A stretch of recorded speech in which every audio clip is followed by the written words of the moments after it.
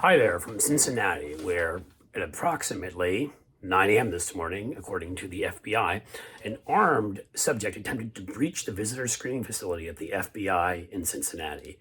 After an alarm and a response by the FBI special agents, the subject fled onto Interstate 71. That's Interstate 71 is the one that you can take between Cincinnati and Columbus. You can go south towards Louisville. It's the one that I drove my son on this morning to take him to a friend's house.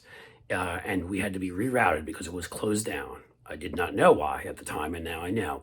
It's because the political wing of a domestic terrorist movement that the Republican Party, the National Rifle Association, every right-wing Christian group are all parts of, has decided to declare war on the FBI. After the raid on Mar-a-Lago, based on an executed warrant approved by a federal judge and approved obviously by the Justice Department, nothing to do with politics. The Republican Party once again reacted the way they've reacted ever since Donald Trump came to office. They have become him, you should know. And they put their politics, their political party, ahead of America. They decided they would destroy an American institution, create whatever kind of mistrust, apprehension, anger, vitriol they could towards that organization. And the predictable result, which I tweeted out a couple days ago, I didn't know what happened in my hometown.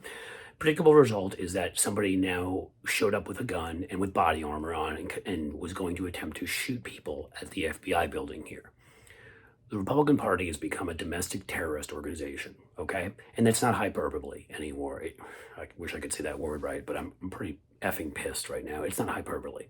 Rand Paul went on television and said the FBI planted items. A sitting U.S. senator, for Christ's sake, went on television and said that things were planted, whatever they got from Donald Trump's, from Mar-a-Lago besides bed bugs. The truth of the matter is what that squirrel humping a ferret on his head, jackass who got his, well, let's just say he got his butt kicked by his neighbor. I don't condone violence, but to quote Chris Rock, I understand. What Rand Paul said about fake information, it turned out that there's numerous documents the National Archives have told us that Donald Trump stole. And right now the suspicion is he's been selling them to our enemies.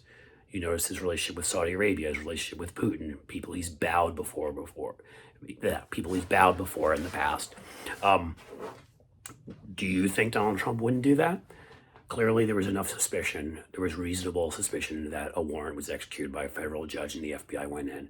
Rand Paul claimed that evidence was planted. People like Marsha, Blackburn, and Rubio and others said that the FBI clearly was a Democratic partisan organization and that what they had done was outrageous. The House Judiciary Republicans, made up of such honest and straight edges as Matt Gaetz being investigated for trafficking underage women, and Jim Jordan, who ignored, while at Ohio State, the molestation of his wrestlers by a doctor, according to numerous witnesses, sent out a tweet saying, if they can do this to the president, the former president, they can do this to anybody. Yes, they can.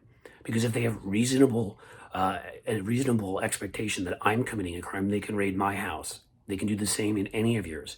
That's called the rule of law, and it's something that at least Republicans 20 years ago, when they had crappy policies, still believed in to a certain degree. But the Watergate, Iran-Contra, torture in Iraq, generations have taken over this party, the crazies, and of course, since Donald Trump just kicked that gate wide open, every one of those lunatics who already behaved that way, your Roger Stones in the past and your Corey Lewandowskis and whatever, just jumped right in and became the Republican Party.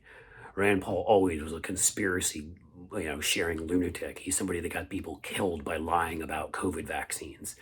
He's somebody that John McCain, before he passed away, stood up and said, called him the senator from the Kremlin, because he literally hand-delivered talking points between, or a document, I'm sure they weren't talking points, between the Trump administration and Vladimir Putin in Russia. He's a danger to our national security. We have Charles Booker running against him, and it's a really difficult state. But if we have the kind of year we're going to have this year, everybody, turn out for Charles Booker, donate to him. He's a terrific candidate in a difficult situation. Rand Paul's a traitor. He's a traitor, and he's someone who incited violence, incited riot against us. The minute he said what he said on national TV, that the FBI planted evidence, I immediately tweeted out, this is going to lead to violence. Many others did too. I'm not some genius on this. It's something, a concept, stochastic terrorism. You can't statistically predict when people share this kind of information what's going to happen and where, but you can predict something will. And when you have Rand Paul leading the charge and Donald Trump, of course, saying the same thing, and then you have Fox News repeating it verbatim, and then you have literally almost every Republican senator, none of them, I mean, very few except for the, Kinzinger and Cheney types came out and said something in the opposite direction. Either they were quiet about it or they came out and they said that this thing was a Democratic attack. It was a hoax. It was perpetrated by the deep state. It was an attack on our freedoms. It was, defund the FBI. These people that ran a campaign against Democrats, some who I will say stupidly said defund the police, reform the hell out of the police, get rid of every white supremacist in the police, train them to not use their guns almost ever until the last moment, and frankly, give fewer of them guns. But the whole defunding thing, I don't want to get into that right now. Defund the FBI, shut down the FBI is what Andy Biggs said. Another one being investigated for his role in sedition and the coup on January 6th.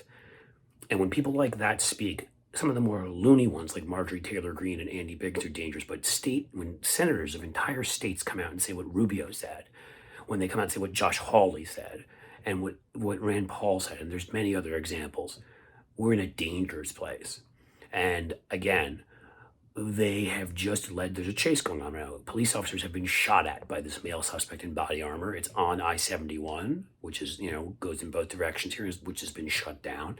And people may die. Innocent people may die because Rand Paul couldn't keep his mouth shut, because he couldn't be the insurrectionist, lying, rat-ass bastard he is, who sold out this country to Russia and every domestic terrorist he can find.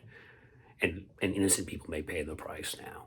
So we need to answer these people back. We need to call them what they are. I'm tired of and again, I'm not one who's been mealy-mouthed about this, but I may just be moving on from treasonist and calling them, seditionists to just calling them domestic terrorists, because that's what they are at this point. Rand Paul is the political wing of a domestic terrorist, white nationalist movement that seeks to overthrow the U.S. government. Think about that. Talk about that. Tweet about that. Share that. Don't let the media get away with not sharing that. Incredible. I hope everybody is safe today. I hope none of the police officers who are doing their duty and chasing this crazy person are hurt, or the FBI members. But that's where we are today in America.